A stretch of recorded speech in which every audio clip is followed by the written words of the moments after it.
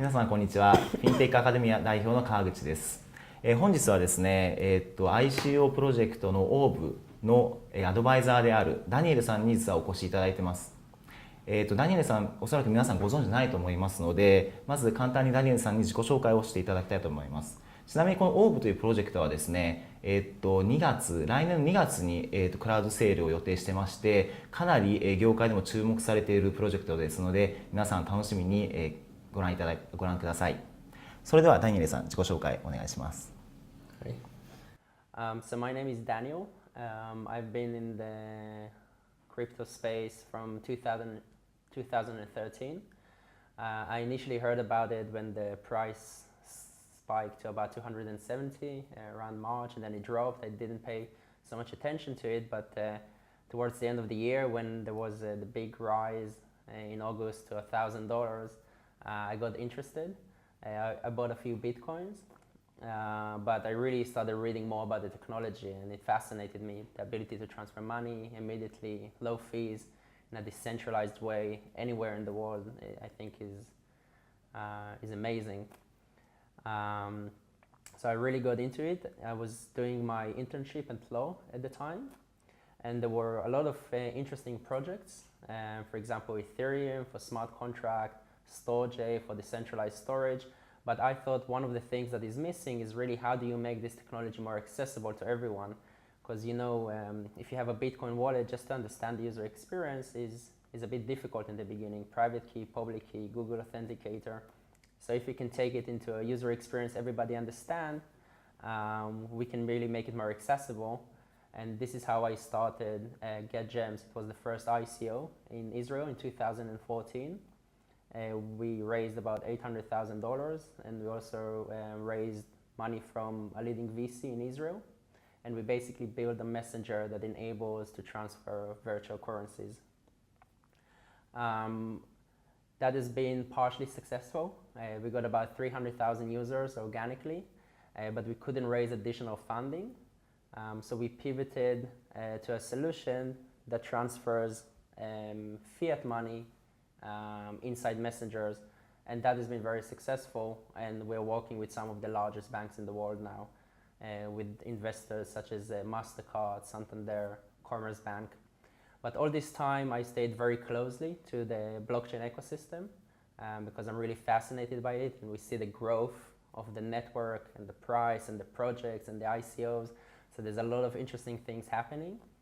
And when my brother started the company CoinTree, I started advising him regarding CoinTree, which is they do investment, they do consulting, and also they're building the project Orbs, which is a blockchain infrastructure for scalable transactions.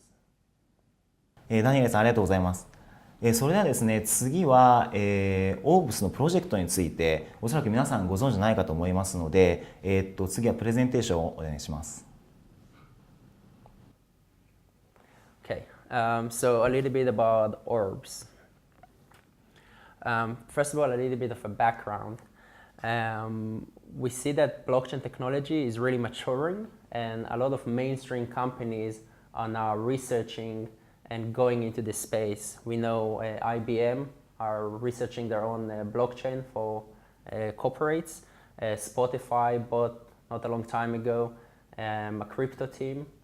They want to build a product that can track IP for songs.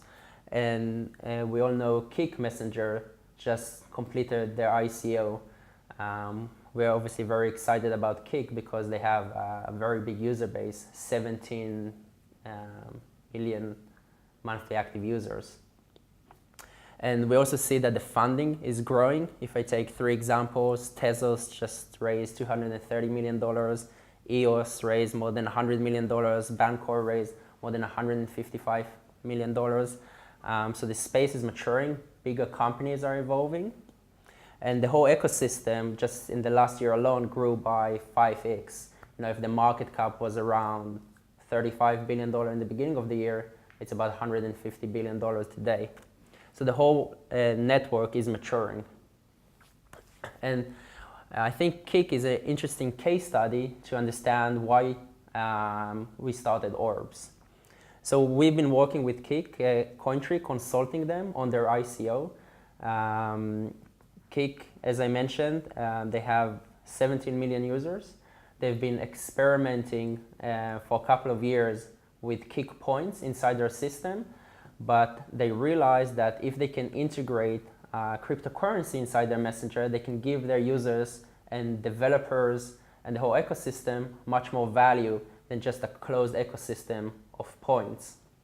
So if we look at the company itself, it's the last funding round was at $1 billion.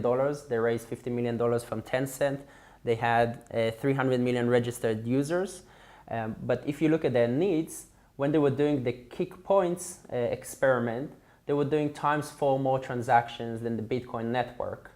So now when they're moving on-chain and integrating a cryptocurrency, they have an issue because they need to do a lot of transactions on-chain. And if you look at the Bitcoin network, it's about 3 transactions a second. If you look at Ethereum, it's about 5 transactions a second. So if they want to do the amount of transaction they did when they had Kik points, they wouldn't be able to do that from a transaction perspective and also from a fee perspective. Unless they subsidize it, then it's quite expensive.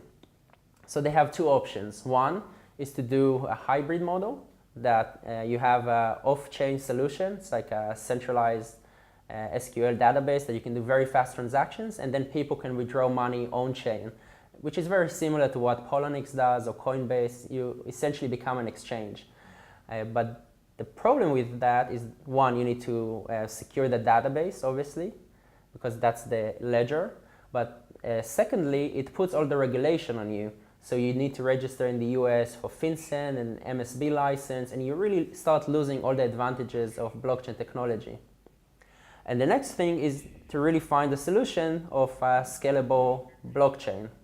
And this is what they've been trying to do for the last couple of months. We've been looking together at different solutions.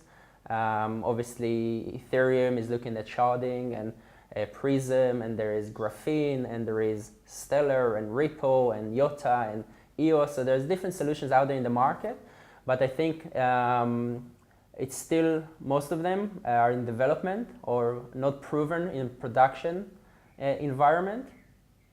And also some of them don't have good documentation. And obviously if you're putting a $1 billion project on top of a blockchain, you want to have as much support and validation. So this is where we actually started thinking of, this is a very interesting opportunity to build the infrastructure for companies such as Kik and more big companies that will follow them. So if we look at the infrastructure, what is the issue today? This is really where the real action is happening. So again, if you look at Bitcoin, it's about 3 to 7 transactions per second. Ethereum is about 5 to 15 transactions per second. And big projects are also trying to solve this issue. EOS, as I mentioned, just raised a large amount of money. Iota has a $3 billion market cap. They're doing something that is very interesting in this space.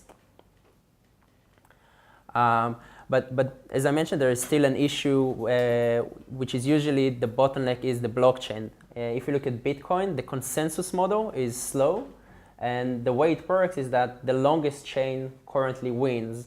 So if I give an example, let's say there are miners all around the world, and different miners complete a block and they add it to the Bitcoin blockchain. If there is a fork, then only the longest chain is the one that will be accepted and continued. So it means there's a lot of orphan blocks that don't get into the blockchain. So there's a lot of waste being done there. A lot of transactions that don't go in, a lot of miner fees that obviously go away, and a lot of work that the miners do that don't get into the main chain.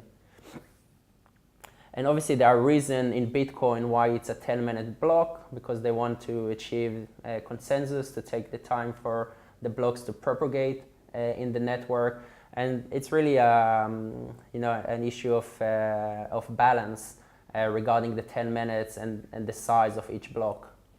But what if there was an algorithm that can accept all the blocks that the miners are creating and still keep an order of transactions? And this is actually what Orbs aims to achieve, and it's basing some of its development on a very interesting white paper based on in the University of Jerusalem that is called Spectre. So Spectre, why we are excited about it is because a lot of their scalable solutions are actually based on proof of stake. It's easier to synchronize nodes in a proof of stake model. But in our opinion, proof of stake still has some way to go from a validation perspective.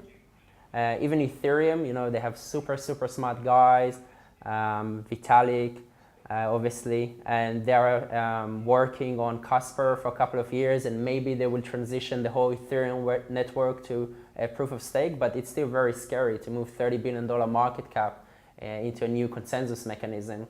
But proof of work has been tested for 7 years out there in the market. Bitcoin is currently the strongest network and the highest market cap network.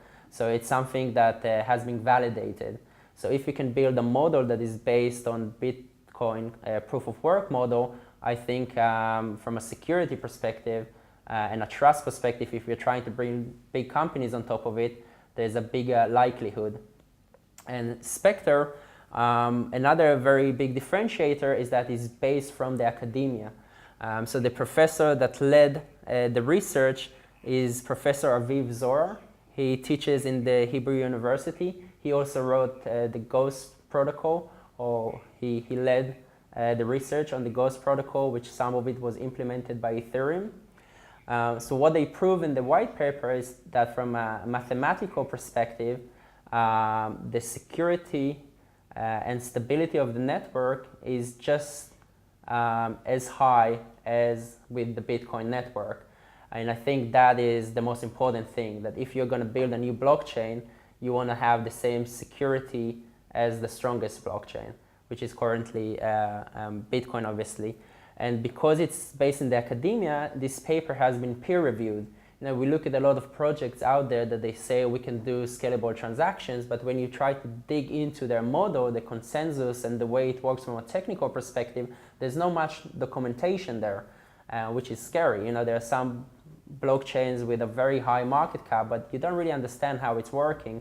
And especially mainstream companies that are putting their eggs and they are pivoting or entering this space, they want to have as much visibility and to do the best due diligence they can before they choose which project to work with. So this is another big differentiator. And if we are successful, what will we achieve? And this is being tested in simulations and also mathematically, is that Spectre, which is the consensus model that Orbs is building on top, and we're going to implement some of it, can reach times 120 faster confirmations. So if Bitcoin confirmation is about 10 minutes, with Orbs it's going to be about a second. Orbs will be able to do times 1,000 more transactions per second. So again, we want to reach a scale of Visa and MasterCard from a transaction perspective, 1,000, 2,000, maybe even more a second. I think MasterCard today is more than 10,000, but it's dramatically more than what Bitcoin and Ethereum can do today. And also the block creation rate will be times 6,000 faster. And this also has some interesting effects. For example, one of the reasons there is big pools today that they gather together is that because there is the variance in Bitcoin is that even if I have, for example, 1% of the Bitcoin network, statistically I should get one block in every 100 blocks, but obviously it can be one in a much bigger number, but they still need to pay the electricity bill. So usually miners, they pool together to try to solve this issue. But if there is a block rate that is much faster, miners can keep mining separately and the network will be much more decentralized and stronger in nature. So these are the three main KPIs that we are trying to achieve: faster confirmation time, faster and bigger amount of transactions per second, and to keep the network secure and decentralized as much as possible. So the roadmap, the way it looks like, right now we opened the pre-sale. We already raised $15 million in a pre-sale. We're aiming to raise $50 million in the pre-sale. The public ICO is capped at $100 million. We're aiming to do that in February of 2018. And with the ICO to release the testnet of the Orbs blockchain, and to have a production launch towards Q3 of 2018, and then start working very hard on partnerships on top of Orbs.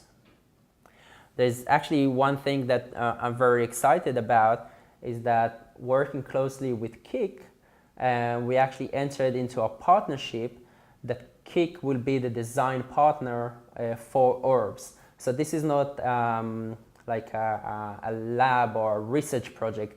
We actually have a very big customer that needs this solution as soon as possible. So Orbs is going to work very closely with Kik to implement this. And this is our goal, to have a testnet working with Kik towards Q1 of 2018, when the public sale launches. And I think that's a super important partnership for Orbs, to have the biggest utility project with 17 million users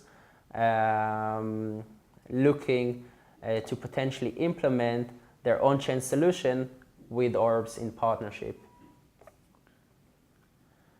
A little bit about the team. Uriel is my brother. This is his second startup. His first startup was named Visual Lead. They raised money from Alibaba. He actually moved and opened the office in Shanghai and lived there for about 2 years. Tal Ko, who is the CTO of the project, this is also his second or third startup. His last startup was actually sold a Pixia to Wix.com. So both of them are serial entrepreneurs, and they know how to build big companies, successful companies. And the rest of the team, we're really bringing the best of the academia, and also the coding of a lot of developers from the Israeli intelligence unit.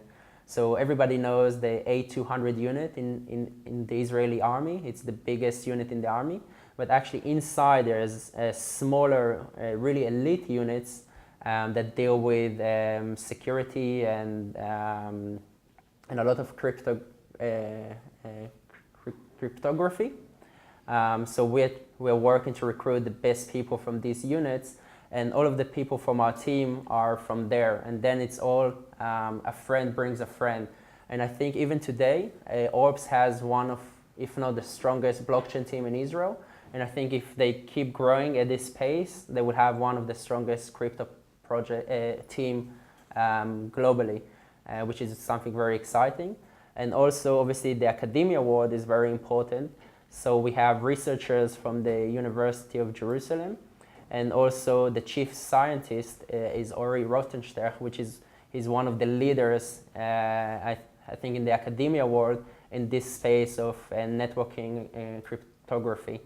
So he's going to lead the academic side of this project. So I think if you want to build a big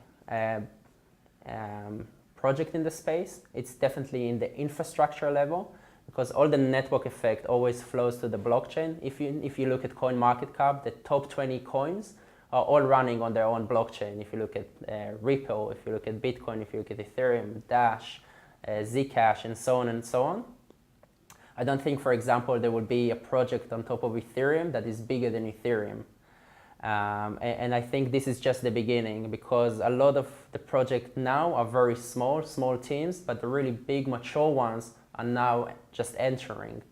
And I think they will look very carefully on which chain can give them the most security, the high transaction speed that they need for the millions of users, and also the support and documentation that follows with it. And this is what the team at Orbs is trying to achieve, these three pillars.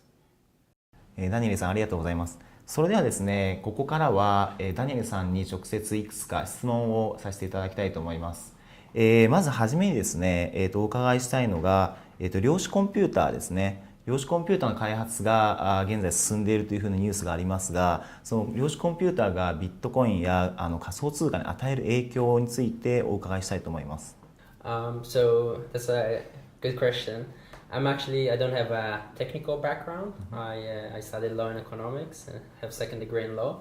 But I think if quantum computers do come to the market, obviously it will have a huge influence on the existing security mechanism. It's not just in the blockchain world, but also in the real banking world. Because essentially, a quantum computer can very quickly find the private keys to any address. So I think there is still some time away before this will actually become a real threat. And I think if this comes to reality, and it probably will, but it will take some time, the cryptographic world will obviously address it to find a solution. And I think there's already some teams trying to work on some resistance. There is a project named QRL, Quantum Resistant Ledger, that does the hashing mechanism in a way that is more secure. But this is just one example. I'm sure that if the cryptographic world put their minds into it, they can find some interesting solutions. So I'm less worried about it. なるほど、そうなんですね。ありがとうございます。じゃあ続いての質問なんですが、最近ですね、中国が ICO を禁止したりとか、取引所も、停止といいますか閉鎖しています。そういったいわゆる各国の規制が進んでいますけれども、そのあたりについてのご意見を伺えますか？So obviously China is a big market in the blockchain space, but the people that have been in this space for quite some time, so we hear this news from China quite often that they ban and then they reassess it and then they open it again. So I think the way I see it is that they're not going to shut it down completely because it's not very possible. And they understand the opportunity and the innovation here, but they actually want to control it better. And I think just the fact that China has stopped this, or they're paying such close attention to it, just really validates how important blockchain is becoming. There is a famous investor in the US that says, his name is Fred Wilson, he said that the lesson from the internet is anything that China bans, invest in it. So for example, if you look at big projects that are not allowed in China, Google, it's a huge innovation, Facebook, Twitter, democracy even. So if China has an issue, it means it's making a real impact. So that's one thing. And the second thing is that it really opens up a space for other countries to take a leadership position. And I think this is exactly what Japan is doing from a regulatory perspective. They're embracing it. Obviously, they will put some regulatory framework on it. And I think that is something that in the long run is good, because that will really enable big companies and big money to move into this ecosystem. So I'm very excited about the blockchain ecosystem in Japan. And I think we even saw it publicly. There was a big conference last week, Nikkei, and the CEO of SBI was talking. He had a keynote speech. I actually met him yesterday, and he's very bullish on blockchain technology.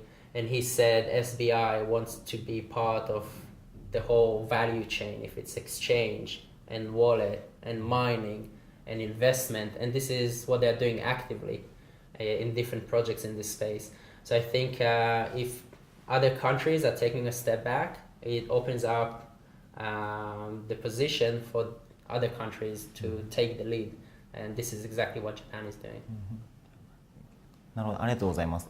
ではですね、各国の動きということで、最近これも中国になりますけれども、中国が自国の政府主導のですね仮想通貨の開発を進めているっていう話がありますけれども、そのあたりのいわゆる各国の自国のデジタル通貨の開発については、そういった開発がなんて言うんでしょう、オーブのプロジェクト含めてですね、何かインパクトあるか、そのあたりについて教えていただけますか。So I don't think this will impact Orbs or Bitcoin or Ethereum because I think these are two different ecosystems. So obviously countries want to regulate their currency. They're doing it today and it's a natural move for them to move into cryptocurrencies because it's more secure and it's faster and everything the financial system does essentially is just a ledger. Today 99% of the money in the world is virtual. So I think blockchain technology will definitely be used also by governments.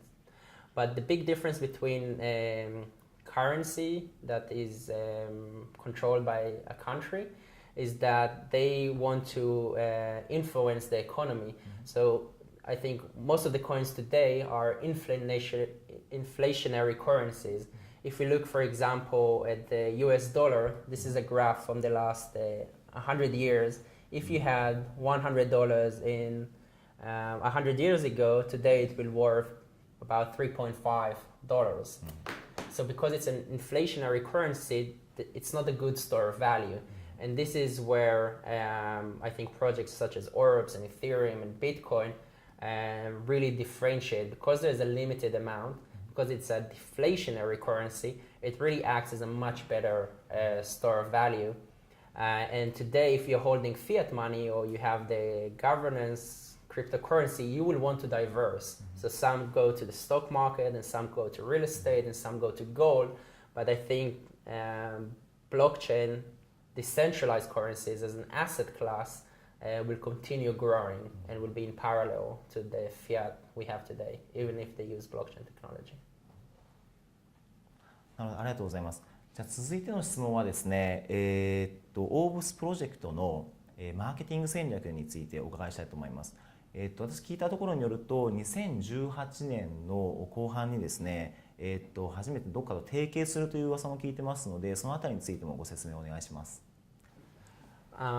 So Orbs marketing strategy, I think, is very similar to Ethereum. The interesting thing about this space is that everything is open source.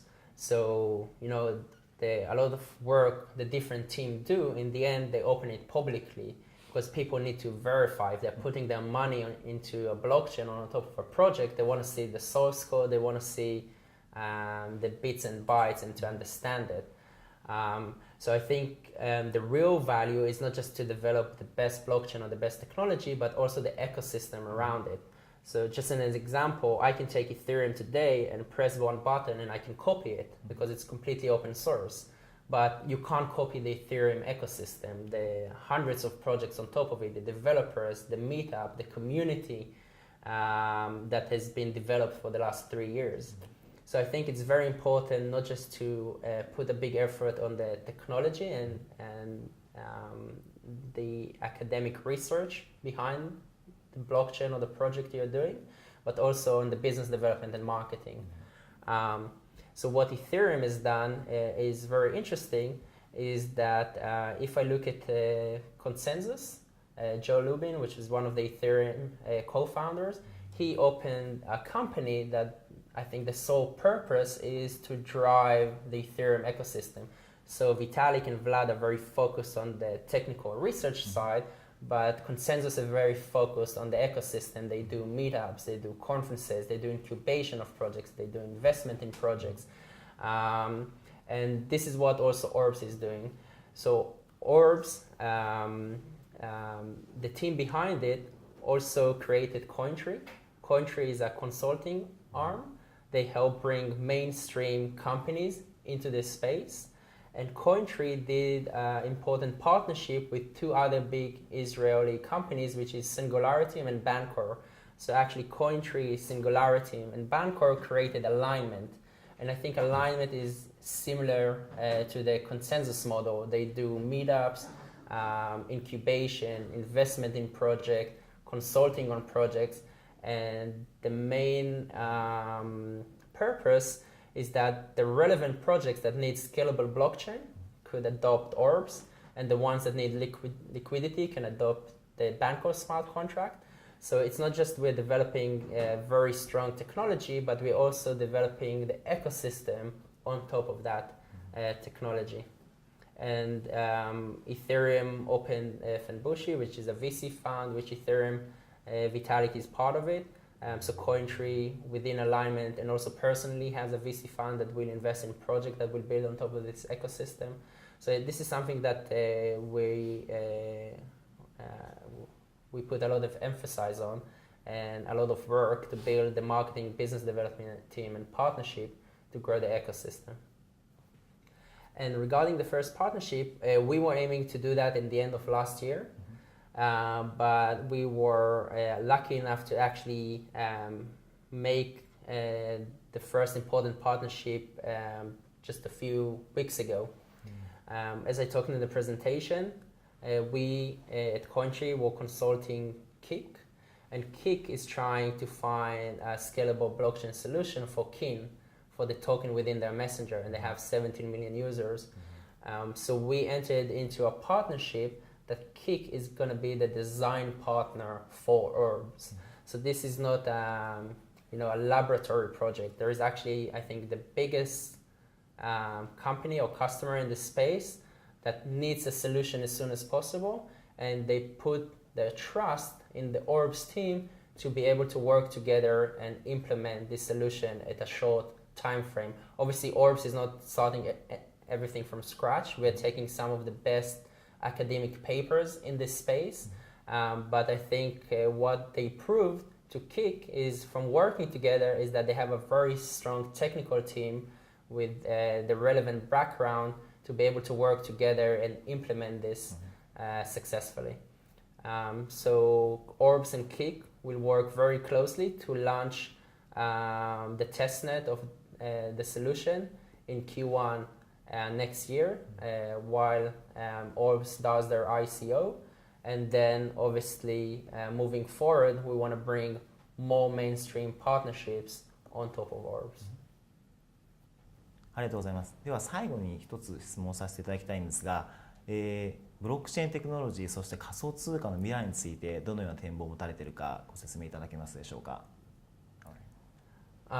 So I'm very excited and bullish on this technology. I think from a value perspective, what already has been proven that cryptocurrencies such as Bitcoin, such as Ethereum, are one of the best store of values in the world today. I think the best performing asset in the last 7 years or 3 years in the case of Ethereum is Bitcoin and Ethereum if you compare it to anything else. So if you look at the whole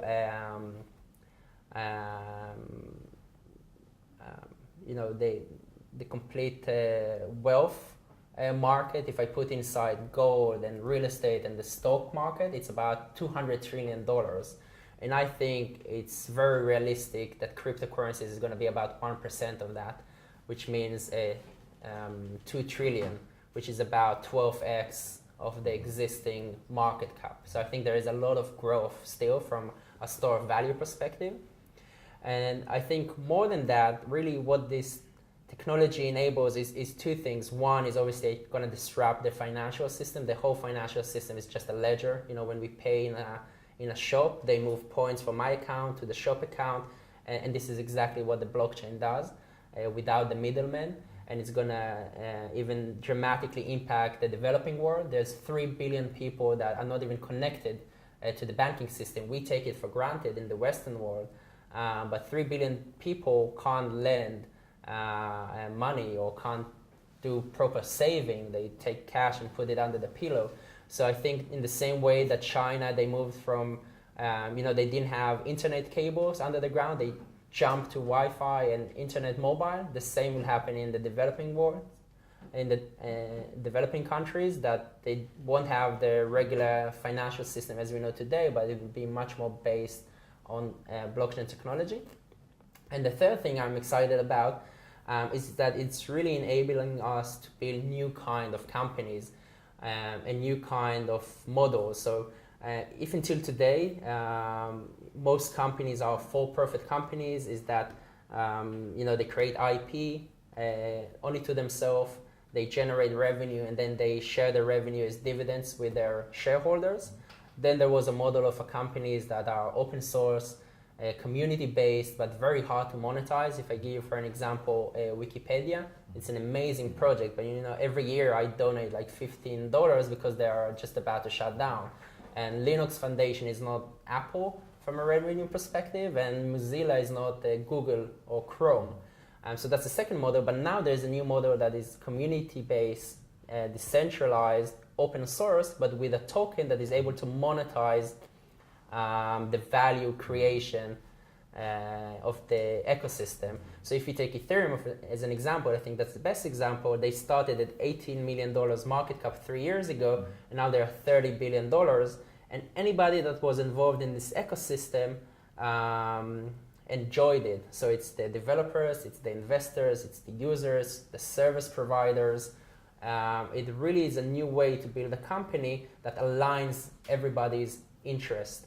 And that's super exciting. And from a value to the user, if we were in a world that you used to pay for services, and now we're in a world that everything is freemium model. So Facebook is free, WhatsApp is free, Line is free, but they actually monetize us, the data, the users. I think now we're shifting into a world that, because the users are the one creating the value, they should also be rewarded for it.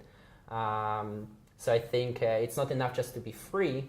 I also want to enjoy some of the wealth I help create. So all of this is enabled by the blockchain technology, and I'm super excited about it, and I'm happy to be part of it. ダニエルさんありがとうございます。ですね、ダニエルさんはオーブスのプロジェクトでアドバイザーとして関わってまして、かなり興味深い話を皆さん聞くことができたかと思います。今回は英語と日本語というふうな若干特殊なインタビューになってましたが、今後もですね ICO の開発者や仮想通貨の専門家の方々とこういった動画をどんどん提供してまいりますので、皆さん楽しみにお待ちください。それでは本日は皆さんどうもありがとうございました。